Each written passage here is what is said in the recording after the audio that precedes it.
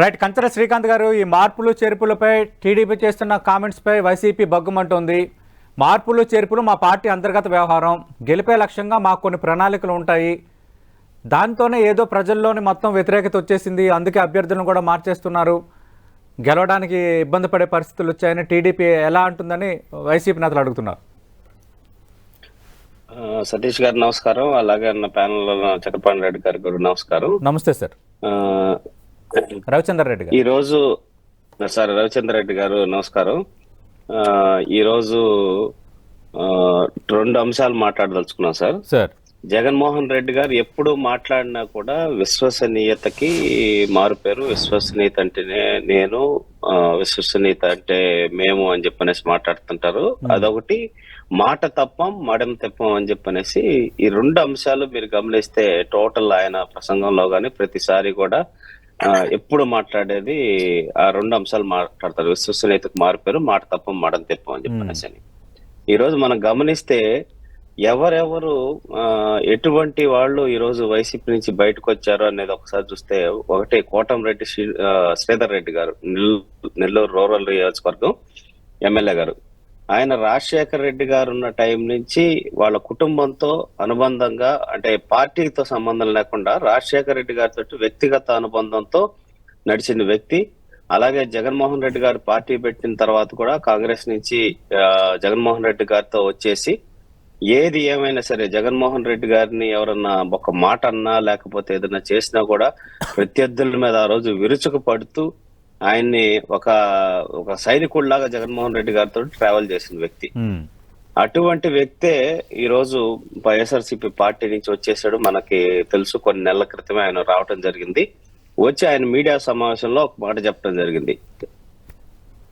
నాలాంటి వ్యక్తే అసలు నేను కలలో కూడా ఊహించలేదు జగన్మోహన్ రెడ్డి గారిని నేను వదిలిపెట్టి వస్తానని. నాలాంటి వ్యక్తే వచ్చానంటే ఇంకా ఎంతమంది వస్తారో, ఎన్నికల దగ్గరకు వచ్చేసరికి ఇంకా ఎంతమంది వస్తారో మీరే చూస్తారు అని చెప్పనేసి ఆయన ఆ రోజు చెప్పడం జరిగింది. ఈ రోజు అదొకటి. నెంబర్ 2, బాలినేని శ్రీనివాసరెడ్డి గారు, ఒంగోలు శాసనసభ్యులు, మాజీ మంత్రివర్యులు. ఆయన జగన్మోహన్ రెడ్డి గారి కుటుంబానికి దగ్గర బంధువు కూడా. ఆయన కూడా ఆ రోజు జగన్మోహన్ రెడ్డి గారు పార్టీ పెట్టే టైంకి కాంగ్రెస్ పార్టీలో ఆయన మంత్రిగా ఉన్నారు. ఆ మంత్రి పదవికి రిజైన్ చేసి ప్లస్ 2000 మళ్ళీ బై ఎలక్షన్స్ లో పోటీ చేసి గెలిచి తర్వాత నుంచి వాళ్ళు ట్రావెల్ చేస్తున్నారు జగన్మోహన్ రెడ్డి గారితో పాటు. అదొకటి. ఆళ్ళ రామకృష్ణారెడ్డి గారు, ఆయన కూడా ఎంత ఆయనతో అనుబంధంగా ఉంటూ వచ్చారు, ఎలా క్లోజ్ గా ఉంటూ వచ్చారు. జగన్మోహన్ రెడ్డి గారు ఏం చెప్తే అది ఆ రోజు గవర్నమెంట్ మీద కేసులు వేయటం దగ్గర నుంచి ప్రతి ఒక్క అంశంలో కూడా ఆయన ఫైట్ చేసుకుంటూ వచ్చారు. ఇట్లా ఎగ్జాంపుల్స్ చెప్పుకుంటూ పోతే ఇంకా ఉన్నాయి. వీళ్ళందరూ ఈ రోజు జగన్మోహన్ రెడ్డి గారి మీద విశ్వసనీయత కోల్పోయారు. అంటే అత్యంత సన్నిహితంగా, ఎంతో వాళ్ళ ఒక కుటుంబ సభ్యుల్లాగా జగన్మోహన్ రెడ్డి గారు అంటే ప్రాణం ఇచ్చేలాగా ఉండేటటువంటి వ్యక్తులే ఈ రోజు బయటకు వచ్చేటటువంటి పరిస్థితి. నెంబర్ 2, అది విశ్వసనీయత కోల్పోవటం. నెంబర్ 2, మాట తప్ప మడం తెప్పం అన్నారు. మీరు మీడియా క్లిప్పింగ్స్ అన్ని చూడండి. ఇప్పుడు ఆర్కే గారు ఎవరైతే మన మంగళగిరి నుంచి రిజైన్ చేశారో, మీరు ఆర్కేని గెలిపించండి, ఆయన మంత్రిని చేస్తానని చెప్పనేసి ఓపెన్ మీడియాలో చెప్పారు. ఉంది కదండి సతీష్ గారు, అదంతా రికార్డ్స్ లో మనకి. ఒకటి. నెంబర్ 2, చిలకలూరుపేట అప్పటి వరకు మర్రి రాజశేఖర్ గారు ఇన్ఛార్జ్ గా పనిచేస్తూ ప్రభుత్వం లేనప్పుడు ఎన్నో తెలుగుదేశం పార్టీ మీద పోరాటాలు చేస్తూ ఎన్నో రకాలుగా వైఎస్ఆర్సీపీ పార్టీని అక్కడ నిలబెట్టారు. ఆయనకి టికెట్ ఇవ్వను అని చెప్పనేసి చెబుతూ అక్కడ విడుదల రజనీ గారికి టికెట్ ఇవ్వాలని చెప్పనేసి మాట్లాడుతూ ఓపెన్ మీటింగ్ లో, మళ్ళీ చిలకలూరుపేటలో ఓపెన్ మీటింగ్ లో ఏం మాట్లాడారు?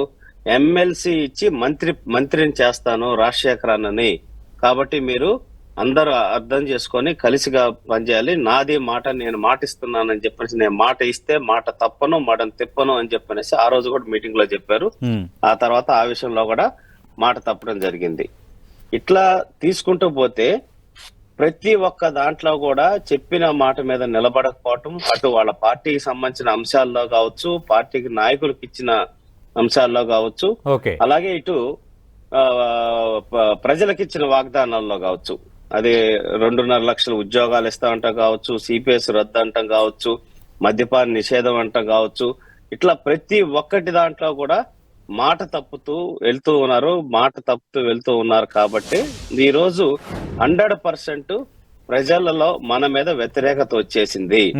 ఇంకా అసలు మన వల్ల కాదు ఈ ఎలక్షన్ చేయటం అని చెప్పనేసి ఎంతో మంది ఎమ్మెల్యేల్లో వాళ్ళ వైఎస్ఆర్సీపీ పార్టీ నాయకుల్లో ఆలోచనలు అనేది వచ్చింది. ఇంకా ఎలక్షన్ దగ్గరకు వచ్చేసరికి నాకు తెలిసి ఎలక్షన్ కోడ్ లోపల రమారమి ఇంకా 25-30 మంది దాకా ఎమ్మెల్యేలు కూడా రిజైన్ చేసేటటువంటి పరిస్థితి. దీన్ని మనం తట్టుకోలేము, ఈ ఎలక్షన్ మనం చేయలేము, ఈ ప్రభుత్వ వ్యతిరేకతతోటి ప్రజలు మనల్ని ఇచ్చేస్తారని చెప్పనేసి భయపడి వెళ్ళేటటువంటి పరిస్థితి ఉంది. అందుకే ఇంతమంది ఎమ్మెల్యేలు బయటకు వస్తున్నారు, నాయకులు బయటకు వస్తున్నారు. అలాగే వైఎస్ఆర్సీపీ నుంచి కూడా మారుస్తున్నారు. 88 మందిని తీసేయటం గానీ షఫుల్ చేయటం గానీ చేస్తారని చెప్పనేసి అది అనధికారికంగా వైఎస్ఆర్సీపీ నాయకులు, వాళ్ళ పార్టీ నాయకులు, పెద్ద పెద్ద నాయకులే మాట్లాడుతున్నారు ఆఫ్ ద రికార్డ్. అంటే ప్రభుత్వ వ్యతిరేకత ముఖ్యమంత్రి గారు తీసుకున్న నిర్ణయాల వల్ల వచ్చింది. అలాగే స్థానికంగా వాళ్ళు చేసిన వాళ్ళు చేసిన తప్పుల వల్ల వచ్చి ఉండొచ్చు. అంత మాత్రాన నిజంగా ఇప్పుడు ఏం చెప్తున్నారు, వై నాట్ 175 అన్నారు, 170 సీట్లు వస్తున్నారు, మళ్ళీ అధికారంలోకి వస్తా అన్నారు, మేము సంక్షేమ పథకాలు ఇస్తున్నాం, పేద ప్రజలను ఆదుకున్నాం అని చెప్తున్నారు. మరి ఇన్ని రకాలుగా ఉన్నప్పుడు మీరు ఎందుకు మార్చటం, ఎందుకు షఫుల్ చేయటం? రైట్, ఖచ్చితంగా అవన్నీ అడుగుదాం. రవిచంద్ర గారు, అభ్యర్థులను మార్చడం, ఇన్ఛార్జీలను మార్చడం, తర్వాత సామాజిక సమీకరణాల సమతుల్యతలో భాగంగా కొన్ని సర్దుబాట్లు చేయటం, ఇవన్నీ ప్రతి పార్టీలో జరిగేవి. తెలుగుదేశం పార్టీలో జరగడం లేదా? తెలుగుదేశం పార్టీలో కూడా అభ్యర్థుల మార్పు ఉండదని గ్యారంటీ ఇస్తారా అన్న ఒక ప్రశ్న అడుగుతున్నారు రవిచంద్ర రెడ్డి. మంత్రి పదవుల దాని గురించి ఒక చిన్న మాట చెప్పేసి నేను ఇప్పుడు మంత్రి పదవుల విషయంలో కూడా మా నాయకుడు ఒక నిర్ణయం తీసుకున్నారు. ఏమని తీసుకున్నారు, ఈ రాష్ట్ర మనం అధికారంలోకి వచ్చిన తర్వాత ఎస్సీ, ఎస్టీ, బీసీ, మైనార్టీల్ని అందరినీ సమంగా చూస్తాము. ఇది ఒక వర్గానికో ఒక సామాజిక వర్గానికి చెందిన పార్టీ కాదు, అందరి పార్టీ అని చెప్పేసి దాంట్లో రెడ్డిస్కి వచ్చేసరికి 4 మంత్రి పదవులకి వచ్చినాయి. దాని తర్వాత కాపులు ఉన్నారు, కమ్మ ఉన్నారు, దాని తర్వాత బీసీలు ఉన్నారు, మైనార్టీలు ఉన్నారు. అందరికి ప్రాధాన్యత ఇవ్వాలనే కోణంలో రెడ్డిస్ కి తగ్గారు. అంటే దాదాపు 50 మంది గెలిస్తే 4గురికి వచ్చింది. 4గురికి వచ్చినప్పుడు న్యాచురల్లీ అందరికి ఇవ్వలేరు కదా, 4గురికే వస్తుంది. 50 మందిలో 4గురిని చేయాలన్నప్పుడు కొంత కష్టమైన పని, ఏ నాయకుడికైనా కష్టమైన పని, అదేం ఈజీ పని కాదు. మీరు సోషల్ ఇంజనీరింగ్ లో భాగంగా అన్ని వర్గాలకు సమ ప్రాతినిధ్యం కల్పించాలనుకోవటం మంచిదే. కానీ ఇందాక శ్రీకాంత్ గారు ప్రస్తావించింది ఏంటంటే ఆళ్ళ రామకృష్ణారెడ్డికి మంత్రి పదవి ఇస్తానని ప్రచారంలో చెప్పారు. అలాగే చిలకలూరుపేట వెళ్ళేటప్పుడు మర్రి రాజశేఖర్ ను ఎమ్మెల్సీ చేసి మంత్రి చేస్తామన్నారు. చివరికి చిలకలూరుపేట అభ్యర్థిగా ఇప్పుడు అనౌన్స్ చేసిన రాజేష్ నాయుడుకు సంబంధించి మర్రి రాజశేఖర్కు ఖచ్చితంగా ఇవ్వాలి, అవసరమైతే దానికి సంబంధించి మేము సహకరిస్తామని పెదకూరపాడు ఎమ్మెల్యేగా ఉన్న శంకర్రావు, అలాగే అటు ఎంపీగా ఉన్న శ్రీకృష్ణదేవరాయలు హామీ ఇచ్చినప్పుడు కూడా హైకమాండ్ పట్టించుకోలేదన్న చర్చ బలంగా జరుగుతుంది పార్టీలో. అన్న ఇవన్నీ కాన్స్పిరసీ థియరీస్ చాలా ఉంటాయి. వారు మాట్లాడారా లేదా అనేది ఎవరికి తెలియదు. ఊరికే తెలుగుదేశం వాళ్ళు ప్రచారం చేసే అన్ని దాని గురించి మనం మాట్లాడుకుంటూ కూర్చుంటే వాళ్ళు 1,00,000 మాటలు మాట్లాడుతూ ఉంటారు. ఒక పార్టీ అంతర్గత వ్యవహారం గురించి వాళ్ళంత చర్చకి లేవనెత్తారంటేనే వాళ్ళు భయపడుతున్నారనే దానికి శ్రీకాంత్ గారు సంకేతం. ఇది పూర్తిగా మా పార్టీ అంతర్గత వ్యవహారం, మేము మళ్ళీ గెలవాలనుకుంటున్నాము, కొన్ని సర్దుబాట్లు కొన్ని మార్పులు ఉంటాయి. తెలుగుదేశం పార్టీలో అలాంటి సర్దుబాట్లు ఉండవని చెప్పగలరా? గతంలో లేవని చెప్పగలరా? తెలుగుదేశం పార్టీలో కూడా చాలామంది ఇన్ఛార్జీలను మార్చారు. రేపొద్దున జనసేన పొత్తులో భాగంగా వాళ్ళకి సీట్లు ఇచ్చేటప్పుడు అక్కడున్న ఇన్ఛార్జీలను పక్కన పెట్టడం అంటే లాయలిస్టులు పక్కన పెట్టారని అనుకోవాలా? ఇది రవిచంద్ర రెడ్డి గారు అడుగుతుంది. ఇప్పుడు చంద్రబాబు నాయుడు గారిని అధ్యక్షుడిగా తీసేసి అచ్చెన్నాయుడు గారికి ఇచ్చారంటే చంద్రబాబు నాయుడు గారు సరిగ్గా పనిచేయనట్టేనా? ఆయన జాతీయ అధ్యక్షుడిగా ఉండి ఈ రాష్ట్ర అధ్యక్షుడిగా అచ్చెన్నాయుడు గారికి ఇచ్చారు సార్. మీరు జాతీయ అధ్యక్షుడు పార్టీ. రైట్ శ్రీకాంత్ గారు, నేను అడిగిన ప్రశ్నకు సమాధానం చెప్పండి సార్. ఇప్పుడు 2 things. రవిచంద్రారెడ్డి గారు ఒక మాట అన్నారు, రెడ్డి సామాజిక వర్గం ఈక్వేషన్స్ అది ఇది అని చెప్పనేసని. సరే, ఈక్వేషన్స్ ఇవన్నీ ఎలక్షన్ ముందు ప్లస్ మనకి జగన్మోహన్ రెడ్డి గారికి తెలియంది కాదు. ఏమి ఈక్వేషన్స్ ఎలా చేయాలి ఏంటి అనేది మంత్రి పదవులు ఇచ్చేటప్పుడు ఖచ్చితంగా ఒక వ్యక్తిని అంటే అక్కడ పాయింట్ ఆర్కే గారు ఎందుకు ఇంత డిస్కషన్ బజ్ అవుతుందంటే లోకేష్ గారి మీద గెలవటం అంటే అది చిన్న విషయం కాదు అప్పుడు అక్కడ. సో కాబట్టి ఆయన నారా లోకేష్ గారిని ఓడిస్తే ఖచ్చితంగా మంత్రి పదవి చేస్తానని చెప్పి చెప్పడం జరిగింది. అంత పబ్లిక్ లో అందరి ముందు నారా లోకేష్ లాంటి వ్యక్తిని ఓడిస్తే మీకు నేను మంత్రి పదవి ఇస్తానని చెప్పి కనీసం అంటే సామాజిక వర్గాల్లో అడ్జస్ట్మెంట్లు ఇవన్నీ పక్కన పెడితే అంత పెద్ద విజయం లెక్క తీసుకోవాలి కదా వాళ్ళ సైడ్ నుంచి, వైఎస్ఆర్సీపీ సైడ్ నుంచి. అటువంటి వ్యక్తినే మాట ఇచ్చి మాట తప్పారు. అలాగే మర్రి రాజశేఖర రెడ్డి గారు, ఇవన్నీ వీళ్ళంతా ఏంటంటే నమ్ముకొని ఎప్పటి నుంచో జగన్మోహన్ రెడ్డి గారిని నమ్ముకొని అధికారం వస్తుందో రాదో తెలియక కూడా ఫైట్ చేస్తూ అప్పుడున్న ప్రభుత్వానికి టార్గెట్ అయ్యి మా ప్రభుత్వానికి టార్గెట్ అయ్యి అన్ని రకాలుగా ఇచ్చేసిన వ్యక్తులు. అటువంటి వ్యక్తులనే నిలబెట్టుకోలేక ఇచ్చేస్తే ఇంకా అదే ఇప్పుడు విశ్వసనీయత అనే మాట్లాడే అర్హత అనేది కోల్పోయారు అనేది మేము మాట్లాడుతున్న సబ్జెక్టు. వాళ్ళు ఇంటర్నల్ గా ఏం చేసుకుంటారు, ఎటువంటి ఈక్వేషన్స్ చేసుకుంటారు, ప్రతి రాజకీయ పార్టీలో ఉంటే మేము కాదను. ఒకవేళ తీసుకుంటున్న నిర్ణయాలు ఆ పార్టీకి నష్టం అనుకుంటే తెలుగుదేశం పార్టీకి లాభమే కదా, అడ్వాంటేజే కదా, అయినా ఎందుకు మాట్లాడుతున్నారు అంటే తెలుగుదేశం పార్టీ కూడా ఈ మార్పుల వల్ల మాకు నష్టం ఉంటుందని కలవరపడుతోంది అంటున్నారు వైసీపీ నేతలు. నష్టం లేదండి. అసలు ఇప్పుడు ముఖ్యమంత్రి గారినే మార్చేయడానికి ప్రజలు డిసైడ్ అయి ఉన్నారు. ఇంకా వాళ్ళు ఎవరిని మార్చుకున్నా మాకే అభ్యంతరం లేదు. కాబట్టి పొలిటికల్ డిస్కషన్ అనేది కామన్ గా జరుగుతుంది. ఈ వ్యతిరేకత ఇవన్నీ చేయడం కోసం అడ్జస్ట్మెంట్లు చేస్తున్నా. ఇప్పుడు నేను ఒకటి అడుగుతున్నానండి, పక్క జిల్లా నుంచి మేరుగు నాగార్జున గారిని మంత్రి గారిని తీసుకొచ్చి ఇక్కడ ప్రకాశం జిల్లాలో ఒక సంతనూతలపాడు కాన్స్టిట్యున్సీ కేసారు. అంత అంత అంత దారుణమైన స్థితికి వైఎస్ఆర్సీపీ పార్టీ వెళ్ళిపోయింది. అంటే ఇంకా నీకు జిల్లాలో మనుషులు దొరకలేదు, ఇంకోటి ఎవరు దొరకలేదు, ఎక్కడ బాపట్ల జిల్లా నుంచి తీసుకొచ్చి ప్రకాశం జిల్లాలో మీరు అభ్యర్థులను పెడుతున్నారంటే ఇంకా అంతకన్నా హాస్యాస్పదం ఏముందంటే మీరు ఎంత డిఫెన్స్ లో పడిపోతే ఈ రోజు మనం ఎంత ఇబ్బంది పడిపోతున్నాం, రాదనే భయం వస్తేనే కదా అంతలావున మార్చింది. అంటే శ్రీకాంత్ గారు నేను అదే అంటున్నా, అది వాళ్ళ పార్టీలో వాళ్ళు తీసుకుంటున్న కొన్ని మార్పులు. సరే రేపు పొద్దున్న ఏదో నష్టం జరిగితే వాళ్ళే దానికి మూల్యం చెల్లించుకుంటారు, లాభం జరిగితే మా స్ట్రాటజీస్ వర్కౌట్ అయ్యాయని చెప్పుకోవడానికి వాళ్ళకు ఒక అవకాశం. అంటే తెలుగుదేశం పార్టీ ఎందుకు ఇంతగా దీని మీద ఫోకస్ చేస్తుందని? ఫోకస్ లేదు, పొలిటికల్ కామెంట్స్ వాళ్ళు చేస్తారు. ఇట్లా జరుగుతుందంటే మీరు ఓటమిని ముందే అంగీకరిస్తున్నారు అన్నట్టు పొలిటికల్ గా మాకు అనిపించిన అనాలిసిస్ మేము చెప్తాం, వాళ్ళు డిఫెన్స్ అనాలిసిస్.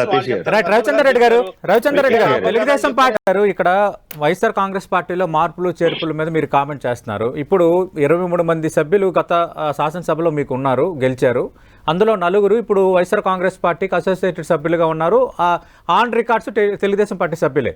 ఇప్పుడు మీకు 19 మంది ఉన్నట్టు అంటే మామూలుగా లెక్కలో అందరికీ సిట్టింగ్లకి అవకాశం ఇస్తాము అని మీ పార్టీ అధినేత అన్నారు. అలాగే సర్వేల ఆధారంగా గెలుపు గుర్రాలకే ఇస్తాము, మార్పులు కూడా ఉండొచ్చని ఆ మధ్య ఒక కామెంట్ చేశారు. నెంబర్ 2. నెంబర్ 3 1 or 2 ఎగ్జాంపుల్స్ మనం తీసుకున్నా. ఇప్పుడు రాజమండ్రికి సంబంధించి రూరల్ నుంచి సీనియర్ నేత గోరంట్ల బుచ్చే చౌదరి ఎమ్మెల్యేగా ఉన్నారు. రేపు జనసేన పొత్తుల్లో భాగంగా ఆ సీటు అక్కడికి వెళ్ళబోతుంది అంటున్నారు. అలాగే విశాఖ నార్త్ నుంచి ఉన్న గంటా శ్రీనివాసరావు భీమునిపట్నం మారడానికి ఇంట్రెస్ట్ చూపిస్తున్నారు అని అంటున్నారు. అంటే ఇలాంటి చేంజెస్, మార్పులు చేర్పులు మీ పార్టీలో కూడా ఉంటున్నట్టే కదా? మా జిల్లాలో చూసుకుంటే కేఈ కుటుంబం అంత పెద్ద కుటుంబం లేదు. మరి కేఈ ప్రతాప్ గారిని మార్చేసి ధర్మారావు సుబ్బారెడ్డి గారికి అయితే ఇచ్చారు కదా డోను, ఓపెన్ గానే ప్రకటించారు కదా చంద్రబాబు నాయుడు గారు. శ్రీకాంత్ డెసిషన్ తీసుకున్నాడు అంటే ఒక్క నిమిషం రవిచంద్ర రెడ్డి గారు, శ్రీకాంత్ గారు మాట్లాడు సార్. ఇప్పుడు మార్పులు చేర్పులు రాజకీయ పార్టీలో ఉండవు అని నేను అనలేదు, లేకపోతే అది తప్పు అని చెప్పి మేము చెప్పట్లేదు. మేము చెప్తుంది ఏంటంటే వాళ్ళకి ఆల్రెడీ ఇప్పుడు అధికారం ఇంకా ఎలక్షన్స్ ఇంకా 4-5 నెలలు ఉండగానే ఇప్పుడే హడావుడిగా మంత్రులను కూడా జిల్లాలు మార్చి మరీ మారుస్తున్నారంటే 100% వాళ్ళకి ఓటమి భయం పట్టుకుంది. వైఎస్ఆర్సీపీ వాళ్ళకి 100% మనం గెలవలేకపోతున్నాం అని చెప్పి అనేది ఒకటి. ప్లస్ విశ్వసనీయత మీద ఇంకోటి, ఈ 2 సబ్జెక్టుల మీద మేము మాట్లాడటం జరుగుతోంది.